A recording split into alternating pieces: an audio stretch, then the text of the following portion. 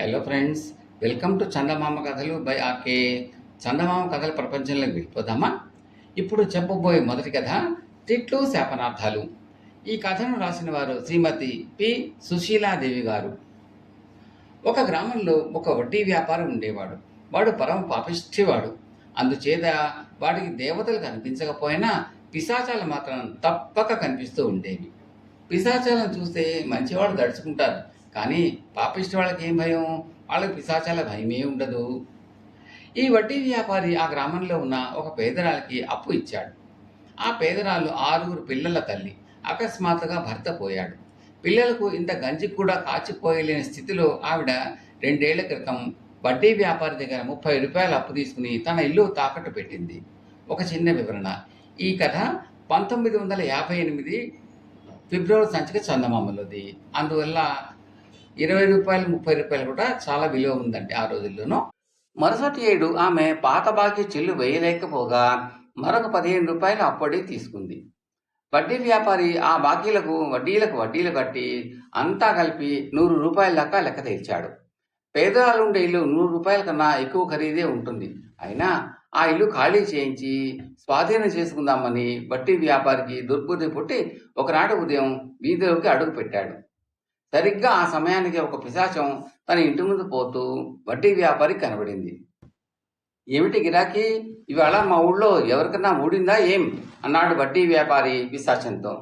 పిశాచం నవ్వి, మీ ఊరు వచ్చి చాలా కాలం అయింది, ఏమన్నా ఆహారం దొరుకుతుందేమో అని బయలుదేరి వచ్చాను. నువ్వెందాకా అని అడిగింది. పేదరాళ్ళ ఇల్లు స్వాధీనం చేసుకోబోతున్నాను అని వడ్డీ వ్యాపారి తాను ఇచ్చిన అప్పు గురించి, దాని మీద పెరిగిన వడ్డీ గురించి పిశాచానికి చెప్పాడు. అబ్బా, 2 ఏళ్ళు తిరగకుండానే అసలు కన్నా వడ్డీ ఎక్కువైందే. మీ మనుషులు మమ్మల్ని ఆటపోసుకుంటారు, కానీ వీళ్ళు మమ్మల్ని మించిన వాళ్ళు ఉన్నారు అన్నది పిశాచం. వడ్డీ వ్యాపారి ఈ మాటలు విని ఆగ్రహించకపోగా చాలా గర్వించాడు. ధనం పిండటంలో తాను ఎంత సమర్థుడైనది ఆయనకు తెలుసు. వారు అలా మాట్లాడుకుంటూ కొంత దూరం వెళ్ళేసరికి ఒక పూరి గుడిసెలోంచి ఎవరో ఒక స్త్రీ తన కొడుకు మీద కోప్పట్టం వినిపించింది. ఓరే నిన్ను పిశాచా మింగా, తలుపులు జాగ్రత్తగా మోయమని ఎన్నిసార్లు చెప్పినా నీ జ్ఞాపకం ఉండదేం? మాయదారి పిల్లి కాస్త వెన్నంతా మింగిపోయింది అంటున్నది. ఇదిగో నీకు ఆహారం. ఆవిడ తన కొడుకును నీకు మింగపెడుతుందట అన్నాడు వడ్డీ వ్యాపారి పిశాచంతో.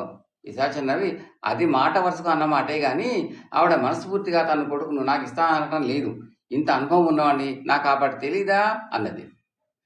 మరికొంత దూరం వెళ్ళాక ఒకచోట భార్యాభర్తలు ఒకరినొకరు తిట్టుకుంటున్నారు. నిన్ను పిశాచమింగా అంటే నిన్ను పిశాచమింగా అని తిట్టుకోవటం విని వడ్డీ వ్యాపారి పిశాచంగా తిరిగి, ఇది ఇంకా మంచి అవకాశం, ఒక్క దెబ్బతో ఇద్దరిని మింగేయచ్చు అన్నాడు నవ్వుతూ.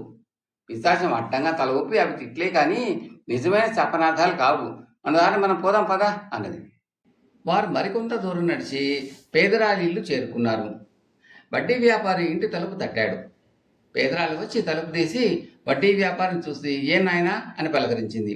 మరేం లేదు పిన్ని, నీ బాకీ అసలు ఫాయిదాలు చేరి గొలుసు వడ్డీ లెక్కన 100 రూపాయలు అయింది.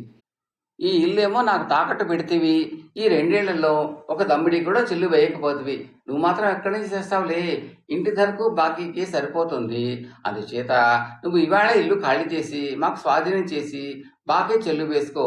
ఈ మాట చెప్పిపోదామని వచ్చాను అన్నాడు వడ్డీ వ్యాపారి. పేదరాలికి మండిపోయింది. నీ కడుపు కాల, నిన్ను పిశాచం మింగా, 45 రూపాయలు చేతిలో పట్టి ఇల్లు కాజేస్తావట్రా, ఉండు నీ సంగతి చెప్తాను అంటూ లోపలికి వెళ్ళింది. ఆవిడ వెనక్కు తిరిగిన మరుక్షణం పిశాచం వడ్డీ వ్యాపారితో, అయ్యా ఇవి తిట్లు కాదు, నిజమైన శాపనార్థాలు అంటూ వడ్డీ వ్యాపారిని గుటుక్కున మింగి తన దారిని తాను వెళ్ళిపోయింది. పేదరాళ్ళ వడ్డీ వ్యాపారికి దేహశుద్ధి చేయటానికని చీపురు కట్ట తీసుకుని వచ్చేసరికి బయట ఎవ్వరూ లేరు. వీధంతా నిర్మానుష్యంగా ఉంది. ఆ వచ్చిన వడ్డీ వ్యాపారి ఇంతలోనే ఏమైపోయాడు అని ఆశ్చర్యపడుతూ ఆ పేదరాళ్ళ తలుపు వేసుకుంది. కథ సమాప్తం. రెండవ కథ నాకు 2 నీకు 1. ఈ కథను రాసిన వారు శ్రీమతి కోపల్లి ఇమ్నాబాయి గారు గుంటూరు మరియు శ్రీమతి కె విజయలక్ష్మి గారు మద్రాసు. ఒక ఊళ్ళో 2 మొగుడు పెళ్ళాలు ఉండేవారు. వాళ్ళు అమితమైన పిసినగొట్టులు.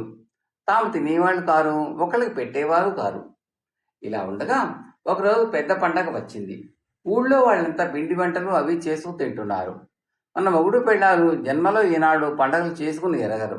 మనకేమన్నా పిల్ల పీసా, పెద్దవాళ్ళం మనకి పండగలేమిటి అనుకుని సరిపెట్టుకునేవాళ్ళు. కానీ ఈసారి మాత్రం వాళ్ళిద్దరికీ ఏదైనా తినాలని బుద్ధి పుట్టింది. మినపట్లు చేసుకుందాం, సౌకలో పోతుంది అన్నది పెళ్ళాం. సరేనని మొగుడు బజారుకెళ్ళి అరగిద్దడి మినుములు పట్టుకొచ్చాడు. దానికి మరో అరగిద్దడి బియ్యం చేర్చి పెళ్ళాం అట్లు పోయటానికి పిండి రుబ్బింది. పిండి రుబ్బితే ఎంతో కాలేదు. అట్లు పోయడానికి కూర్చుంది. పెద్దట్లు వేస్తే 2 అవుతాయి, 4 వేయాలంటే మరీ చిన్నవి అవుతాయి. అందువల్ల పెళ్ళాం ఒక మాదిరి అట్లు 3 వేసి ఇద్దరికి చెరొకటి పోగా మిగిలింది మొగుడు చూడకుండా తానే తినేద్దాం అనుకుంది. కానీ మొగుడు పెనం అనగానే వంటింట్లోకి వచ్చి కూర్చున్నాడు. 3 అట్లు వేసావు కదా, ఇద్దరం ఎలా పంచుకుంటాం అన్నాడు. ఇది నాకు, ఇది మీకు, ఇది నాకు అంటూ పెళ్ళాం తనకు 2 వచ్చేటట్టు పంచి చూపింది. అదెట్లా కుదురుతుంది? నేను మొగుడిని కనుక ముందట్టు నాకు వెయ్యి, 2 ఆటలు నువ్వు వేసుకో, 3 ఆటలు మళ్ళీ నా వంతు వస్తుంది అన్నాడు మొగుడు. అదేం మాట, న్యాయం ఉండాలి. చేతులు పడేటట్టు పిండంతా రుబ్బిందెవరు, పొయ్యి రాజేసిందెవరు, పెనం కాల్చిందెవరు, అట్లు కాల్చిందెవరు? అందుకని ముందట్టు 3 ఆటు నాకే రావాలి అంది పెళ్ళాం. నీ మొహన్లాగుంది, నేను అసలు 4 గిద్దెడు మినుములే తెస్తే నువ్వేం చేసేదానివి? డబ్బు పోసి అరగిద్దెడు తెచ్చినందుకు నాకు 2 కావాలి అన్నాడు మొగుడు. ఈ విధంగా కొంతసేపు మొగుడు పిల్లల్ని ఘర్షణ పడ్డ తర్వాత పెళ్ళాం ఒక ఉపాయం చెప్పింది. మనిద్దరం కదలకుండా పడుకుందాం. ఎవరు ముందు కదులుతారో, ఎవరు ముందు చప్పుడు చేస్తారో వారికి 1 అట్టు, రెండో వారికి 2 అన్నది. సరేనని ఇద్దరు కదలకుండా పడుకున్నారు. ఊపిరి విడిస్తే చప్పుడు ఎక్కడ అవుతుందో అని చప్పుడు చేయకుండా ఊపిరి తీసుకున్నారు. కళ్ళు తెరుచుకునే ఉన్నారు, కానీ కంటి పాపలు ఆడటం లేదు. ఇలా ఉండగా పొరుగింటి పుల్లమ్మ పిండి జల్లెడ కోసం వచ్చి ఇంటి ఆమెను పిలిచింది. జవాబు లేదు. తలుపులు బారగా తెరిచి ఉన్నాయి, కానీ ఎక్కడ మనిషి అలికిడే లేదు. వంటింట్లో అట్లు కనిపించాయి. ఇంకా లోపలికి వచ్చేసరికి మొగుడు పెళ్ళాలిద్దరూ నిలువుగుడ్లు పడి నీళ్ళకి పోయి కనిపించారు. పుల్లమ్మ వాళ్ళని కేకలు పెట్టి పిలిచింది. జవాబు లేదు. చచ్చారేమో అనుకుని పరిగెత్తుకుపోయి నలుగురిని పిలిచింది. అంతా వచ్చి మొగుడు పెళ్ళాలిద్దరూ చచ్చారు అని తేల్చుకున్నారు. ఇల్లంతా గాలించి మొగుడు పెళ్ళాలు దాచుకున్న డబ్బు తీసి దానానికి ప్రయత్నాలు చేశారు. బ్రాహ్మడు వచ్చి మంత్రాలు చదివాడు. ఇద్దరికీ స్నానాలు చేయించారు, పాట కట్టారు. ఆ తర్వాత ఇద్దరిని దాని మీద పడుకోబెట్టి శ్మశానానికి తీసుకుపోయినారు. కట్టెల మీద పెట్టారు, నిప్పు అంటించారు. ఇంత జరిగినా ఆ ఇద్దరిలో ఏ ఒక్కరూ కదలలేదు. శవం వెంట 3 మాత్రమే వచ్చారు. శవం పూర్తిగా కాలిన దాకా ఉండి ఇంటికి పోదామని వాళ్ళు దగ్గరే ఉండిపోయారు. మంట అంతకంతకీ దగ్గరికి రాసాగాయి. పెళ్ళం చివాలం లేచి కూర్చుంది. ఇది చూస్తున్న మొగుడు కూడా చివాలం లేచి కూర్చుని, నువ్వే ముందు లేచావు, నేను 2 తింటా, నువ్వు 1 తిను అని కేకపెట్టాడు. అప్పటికే చీకటి పడింది. మొగుడు పెళ్ళాలిద్దరూ చితి మీద నుంచి లేచి కూర్చునేసరికి కూడా వచ్చిన వాళ్ళు కూడా దడుచుకున్నారు. వాళ్ళిద్దరూ బ్రహ్మరాక్షసులైనారని, తమను తినడానికి వంతులు వేసుకుంటున్నారని అర్థం చేసుకుని పిక్కపల్లం కొద్దీ పారిపోయారు. మొగుడు పిల్లలిద్దరూ ఊళ్ళోకి పోదామని బయలుదేరారు. వాళ్ళు ఊరి బయట చెరువు దగ్గరికి వచ్చేసరికి చాకలి వాళ్ళు వీళ్ళిద్దరిని చూసి దయ్యాలే వస్తున్నారేమో అనుకుని గుడ్డలు వదిలిపెట్టి పారిపోయారు. పాపం అక్కడ దాకా వచ్చిన తర్వాత ఈ మొగుడు పిల్లలకు ఊళ్ళోకి పోవటానికి భయం వేసింది. దయ్యాలు అనుకుని తమను చంపుతారేమోనని. ఇక ఊళ్ళో వాళ్ళు దెయ్యాలు వచ్చి ఊరి మీద పడతాయేమని హడిలిపోతున్నారు. పైగా వాళ్ళు తెల్లవారితే కట్టుకోవడానికి గుడ్డలు లేవు, అన్ని చెరువు దగ్గరే దిగబడిపోయినాయి. అయితే ఆ ఊరి కారణం మంచి వ్యక్తిపరుడు చల్లగా మోతాజ్ సాహెబ్ను పిలిచి, సాయిబు నీకు దెయ్యాలంటే భయం లేదు కదూ అన్నాడు. ఓ, నాకే ఏమీ భయమూ లేదు అన్నాడు సాహెబు. అయితే చెరువుకు పోయి నా గుడ్డలు తెచ్చిపెడతావా అని అడిగాడు కరణం. అది ఎంత పని అంటూ సాహెబు గుర్రాన్ని వేసుకుని బయలుదేరాడు. సాహెబ్ చాకిరే తేరుకుని గుర్రాన్ని అక్కడ గాడిదను కట్టేసే మేకు కట్టివేసి చాకి బండల దగ్గరకు పోబోయాడు. సాహెబు గుర్రం ఎక్కి రావడం మొగుడు పెళ్ళాలు చాకలబాన చాటు నుంచి చూస్తున్నారు. సాహెబ్ దగ్గరికి రాగానే గయ్యమంటూ బాణచాటు నుంచి ఒక్కసారిగా లేచారు ఇద్దరును. ఇంకేముంది, సాహెబు గుండె పగిలిపోయింది. అరే సైతాన్ చంపి వేసింది అని ఒక్క దూకున గుర్రం మీద పోయి పడ్డాడు. గుర్రం కూడా బెదిరి మేకు పెళ్లగించుకుని ఒక్క దూకు దూకింది. ఆ దూకుడుకి తాడును కట్టి ఉన్న మేకు వచ్చి సాహెబ్ వీపును కొట్టుకోసాగింది. సాహెబ్ దెయ్యాలే కొడుతున్నట్టు అనుకుని, అరే దెయ్యంగార్లు మీకు సలాం చేస్తా, మాకి వదలండి అంటూ తిరిగి చూడకుండా గుర్రాన్ని ఇంకా పరిగెత్తించాడు. పాపం సాహెబ్ వచ్చి ఊళ్ళో పడిందాక ఆ మేకు దెబ్బలు తగులుతూనే ఉన్నవి. ఊళ్ళో వాళ్ళకి అంత భయంలో కూడా సాయబును చూసేసరికి పొట్ట చెక్కలేలా నవ్వొచ్చేసింది. చూసారా, నిజానికి దెయ్యం అనేది లేనే లేదు. అయినా ఊళ్ళో వాళ్ళంతా ఊరకనే భయపడ్డారు. ఇక మొగుడు పెళ్ళాలు అర్ధరాత్రి ఇంటికి చేరుకున్నారు. కానీ అక్కడ ఇంట్లో ఏమీ లేదు. ఉన్నవి కాసిని ఊళ్ళో వాళ్ళ తలా ఒకటి చేతపుచ్చుకుపోయారు. వాళ్ళ పీనాశదానికి తగిన శాస్తి జరిగింది. కథ సమాప్తం. మూడవ కథ తెనాలి రామలింగడు. ఒకసారి కృష్ణదేవరాయల వారు ఇంకొక పరరాజుతో యుద్ధం చేయవలసి వచ్చింది. రాయలవారి సైన్యంలో అప్పుడు ఉన్న గుర్రపు దళం చాలా చిన్నది. అందువల్ల యుద్ధం ఇంకో 4 నెలలు ఉందనగా రాయలవారు తమ గుర్రపు దళాన్ని ఎక్కువ చేయాలని నిశ్చయించుకున్నారు. దాదాపు ఒక 1000 గుర్రాల వరకు కొన్నారు. యుద్ధం మొదలుపెట్టే లోపల రాజు అన్నిటికీ మంచి పోషణ చేసి అన్నిటినీ బలంగా తయారు చేయాలనుకున్నారు.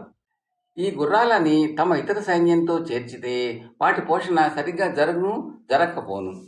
తమ రాజ్యంలో ఉన్నవారికి తలకో గుర్రం ఇచ్చి తలకో 15 రూపాయలు ఇచ్చి జాగ్రత్తగా మేపమంటే వాళ్ళకి తృణమో పణమో ముట్టజెప్పినట్టు అవుతుంది. తమ గుర్రాలని జాగ్రత్తగాను మేపుతారు అని అనుకున్నారు రాయలవారు. ఇలా ఆలోచించుకున్న రాయలవారు మర్నాడు రాజ్యంలో ఈ సంగతి చాటించారు. చాలా మంది వచ్చారు. అప్పుడు రాయలవారు తలకో గుర్రాన్ని ఇచ్చి ఇలా చెప్పారు: మీరు ఈ గుర్రాలను తీసుకువెళ్ళి జాగ్రత్తగా మేపాలి. అందుకే ఖర్చులకు గాను మీకు నెలకు 15 రూపాయల చొప్పున ఇస్తాను. మనం జరగబోయే యుద్ధానికి ఇంకా 4 నెలలు గడువు ఉంది. ఈ లోపున గుర్రాలన్నీ బలంగా తయారు కావాలి. నెలకు ఒకసారి మీ గుర్రాలను తెచ్చి మాకు చూపించి వెళ్ళాలి అని. వచ్చిన వారంతా సరేనంటే సరే అని తలకు గుర్రాన్ని 15 రూపాయలు తీసుకుని వెళ్ళారు. అందరితో పాటు రామలింగం కూడా ఒక గుర్రాన్ని తీసుకున్నాడు. గుర్రాలను తీసుకువెళ్ళిన వాళ్ళంతా అన్నిటికంటే నా గుర్రమే బలంగా ఉండేట్టు చేసి రాయలవారి మెప్పి పొందాలని ఎవరి మట్టుకు వారు తమ గుర్రాలను మంచి దాణా అది పెట్టి జాగ్రత్తగా పెంచుతున్నారు. కానీ రామలింగం మాత్రం తను తెచ్చిన గుర్రాన్ని ఒక చీకటి గదిలో పెట్టి ఉంచాడు. దాని 3 వైపులా సూదిమనంత బెజ్జమైనా లేకుండా చేశాడు. 4వ వైపు మాత్రం ఒక చిన్న కంత పెట్టాడు. ఆ కంత కూడా రోజు దానికి గుప్పెడి గడ్డి మాత్రం అందించేవాడు. ఇంతకు మించి పాపం దానికి వేరే తిండి ఏమీ పెట్టేవాడు కాదు. ఆ గుప్పెడు గడ్డే తిని గుర్రం చావకుండా బతకకుండా అలాగే రోజు రోజుకి చిక్కిపోతూ ఉంది. రామలింగం మాత్రం రాయలవారు ఇచ్చిన 15 రూపాయలు తన ఇంటి ఖర్చు కింద వాడేసుకున్నాడు. ఇంతలోనే నెల రోజులు పూర్తి అయినాయి. గుర్రాలను తీసుకువెళ్ళిన వాళ్ళు తమ తమ గుర్రాలను తెచ్చి రాయలవారికి చూపుతున్నారు. రాయలు అందరి గుర్రాలని పరీక్ష చేశారు. చివరికి రామలింగం వచ్చాడు చేతులు జాడించుకుంటూ. నీ గుర్రం మీద రామలింగం అని అడిగారు రాయలవారు. అయ్యా, నా గుర్రం ఇప్పుడు నా మాట వినేట్టుందా? అందరి గుర్రాల కంటే నా గుర్రమే బాగుండాలని మీరిచ్చిన 15 రూపాయలు కాక ఇంకో 5 రూపాయలు కూడా నా చేతి వేసి దానికి మంచి మంచి దాణా పెట్టి ఎంతో జాగ్రత్తగా చూశాను. నేను అలా చూడటమే పెద్ద పొరపాటు అయిపోయింది. దానికి ఇప్పుడు బాగా కొవ్వెక్కి ఉంది. అది నన్నే దగ్గరికి రానియటం లేదు. దాన్ని ఇక్కడ తేవటం నాత్రం అవుతుందా? కాదు. అవసరమని తోస్తే మన గుర్రపు దళానికి నాయకుడైన అబ్దుల్లా ఖాన్ని పంపి తెప్పించండి. అతనికైతే ఎలాంటి పొగరబోతు గుర్రమైనా లొంగుతుంది అన్నాడు రామలింగం. సరేనని అబ్దుల్లా ఖాన్ని రామలింగం వెంట పంపారు రాయలవారు. ఈ వింత చూద్దామని మిగతా వారు కూడా వెంట వెళ్ళారు. రామలింగం ఖాను తన గుర్రం ఉన్న చీకటి కొట్టు దగ్గరికి తీసుకుని వెళ్ళాడు. బయట కట్టేస్తే తెంచుకుని పారిపోతోంది. అందుకని దాన్ని గదిలో కట్టివేశాను చూడు అని రామలింగం ఖానుని కంత దగ్గరికి పంపాడు. ఆ ఖానుకి ఒక మూరెడు గడ్డం ఉంది. ఖాను ఆ గుర్రాన్ని చూద్దామని కంతలో తలపెట్టాడు. అలా కంతలో తలపెట్టడంలో అతని గడ్డం కూడా కంతలోకి పోయింది. అసలే తిండికి మొహవాచి ఉన్న ఆ గుర్రం సాహెబ్ గడ్డాన్ని కంతలో చూడగానే అది రామలింగం రోజు పెట్టే గడ్డేమో అనుకుని నోటితో గట్టిగా పట్టుకుంది. ఇక చూడండి పాపం ఆ ఖాన్ తిప్పలు కుయ్యం ముర్రం అని చిందులు రొక్కడం మొదలుపెట్టాడు. కానీ గుర్రం ఆ గడ్డాన్ని వదిలితేనా మేత లోపలికి రావటం లేదని అది మరింత గట్టిగా గుంజటం మొదలుపెట్టింది. పాపం ఖాన్ ఏడుపులు పెడపప్పులు లంకించుకున్నాడు. రామలింగం తమాషా చూస్తూ నుంచున్నాడు. ఆ వచ్చిన వారందరిలో ఒకడు వెళ్ళి ఈ సంగతిని రాయలవారితో చెప్పాడు. వెంటనే రాయలవారు వచ్చి ఖాను పడుతున్న అవస్థను కళ్ళారా చూశారు.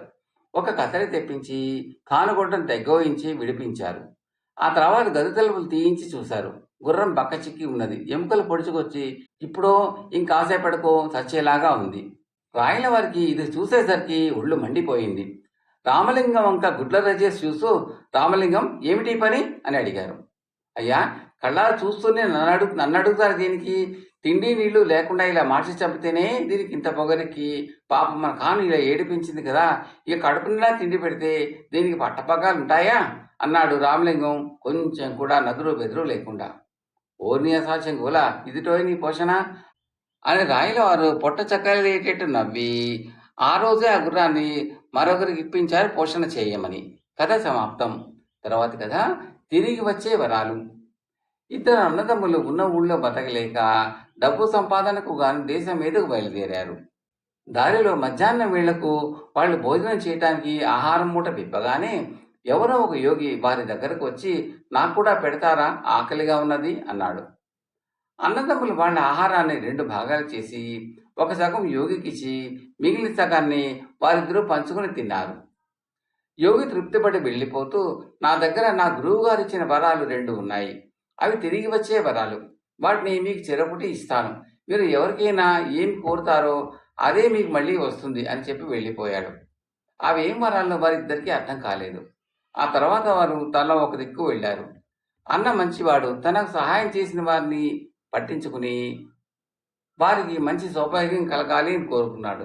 చేయని వాళ్ళ గురించి పట్టించుకోలేదు. తమ్ముడు కోపిష్టి, తనకు సహాయం చేయని వాళ్లను దుమ్మెత్తిపోస్తూ నీ నోరు పడ, నీ కడుపు మండ అని తిట్టాడు. యోగి చెప్పినట్టుగా వరాలు ఫలించి అన్న ఐశ్వర్యవంతుడయ్యాడు, తమ్ముడు రోగాలు పుట్ట అయ్యాడు. కథ సమాప్తం. తరువాతి కథ తప్పిన గండం. ఈ కథను రాసిన వారు శ్రీ బూర్లి నరసింహశాస్త్రి గారు. నీలయ్య అనేవాడు రాజుగారి భవనంలో గుడ్డలు ఉట్టుకుతూ ఉండేవాడు. వాడికి రాత్రి వేళల్లో రకరకాల వేషాలు ధరించి నగర సంచారం చేయడం సరదా. ఒకనాడు మారువేషంలో ఉన్న వాడు, మారువేషంలో ఉన్న రాజు ఒక వీధిలో ఎదురుపడ్డారు. మునివేషంలో ఉన్న రాజును చూసి, నీలయ్య ఎక్కడికి పోతున్నావు ఈ అర్ధరాత్రి వేళ అని గంభీరంగా ప్రశ్నించాడు. సత్రానికి నాయనా అన్నాడు రాజు. సత్రానికా దొంగతనానికా? నీలాంటి వేషాల్లో ఉన్నవాళ్ళు దొంగతనాలు చేస్తూ ఉంటారని నాకు తెలుసు, అందుకే రాత్రి వేళల్లో ఇలా తిరుగుతూ ఉంటాను అన్నాడు నీలయ్య. క్షమించండి, మిమ్మల్ని పోల్చుకోలేకపోయాను అన్నాడు రాజు. నేను ఈ దేశపు రాజును అన్నాడు నీలయ్య మీసాలు దువ్వుకుంటూ. చిత్తం, ఇక నుంచి రాత్రిళ్ళు ఇలా తిరగను అని లోలోన మండిపడుతూ రాజు అక్కడి నుంచి కదిలాడు. నడకను బట్టి, శరీర ఆకృతిని బట్టి రాజుగారిని పోల్చుకున్నాడు నీలయ్య. నీలయ్య గుండె చల్లుమన్నది. కానీ వాడికి వెంటనే మెరుపులా ఒక ఆలోచన వచ్చింది. వాడు రాజుతో, క్షమించండి స్వామి, తమ తపశక్తి పరీక్షించుకొని అలా మాట్లాడాను. నేను రాజుగారు రజకుణ్ణి, తమరు దివ్య దృష్టితో గ్రహించారు. ఈ మూర్ఖుని క్షమించండి అంటూ రాజు కాళ్ళ మీద పడ్డాడు. అంత కోపంలో ఉన్న రాజు వాడు సమయస్ఫూర్తికి నవ్వుకుని వదిలేశాడు. ఆ తర్వాత నీలయ్య మారువేషాలు వేయడం మానేశాడు. కథ సమాప్తం. ఈ కంటెంట్ మీకు నచ్చితే లైక్ చేయండి, బంధుమిత్రులు షేర్ చేయండి, సబ్స్క్రైబ్ చేసి గంట సింబల్ కాల్ కూడా నొక్కండి. ఇలా చేయడం వల్ల నేను పెట్టబోయే తదుపరి వీడియోలన్నీ కూడా మీరు చూసి ఆనందించవచ్చు. ఈ వీడియోలపై మీ అభిప్రాయాల్ని తప్పక కామెంట్లో తెలపగలరు. Thank you very much.